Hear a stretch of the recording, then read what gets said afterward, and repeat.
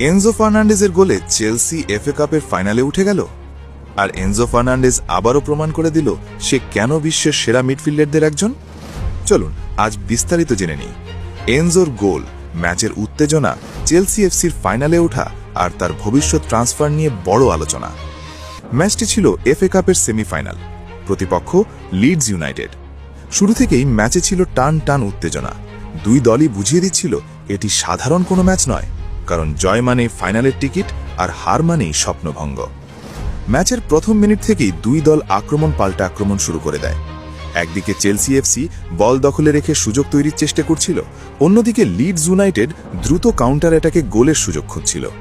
মাঝমাঠে ছিল প্রচণ্ড লড়াই, প্রতিটি বলের জন্য যুদ্ধ হচ্ছিল।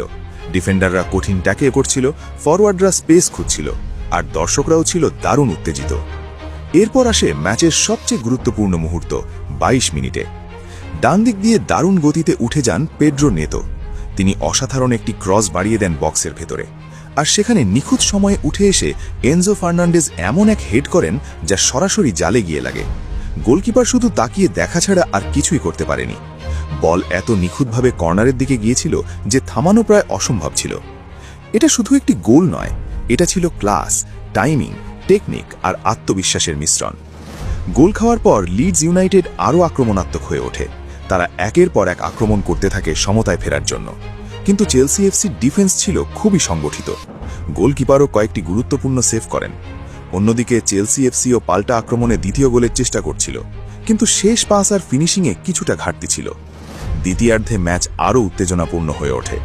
দুই দলই মরিয়া হয়ে খেলে।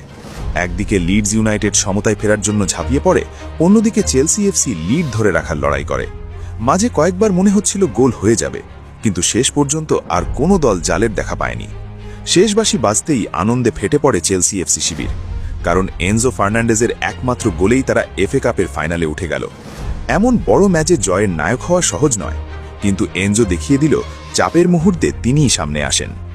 এই ম্যাচে আবারও প্রমাণ হলো এনজো শুধু একজন সাধারণ মিডফিল্ডার নন, তিনি এমন একজন প্লেয়ার যিনি বল কন্ট্রোল করতে পারেন, খেলা তৈরি করতে পারেন, নিখুঁত পাস দিতে পারেন, ডিফেন্সে সাহায্য করতে পারেন,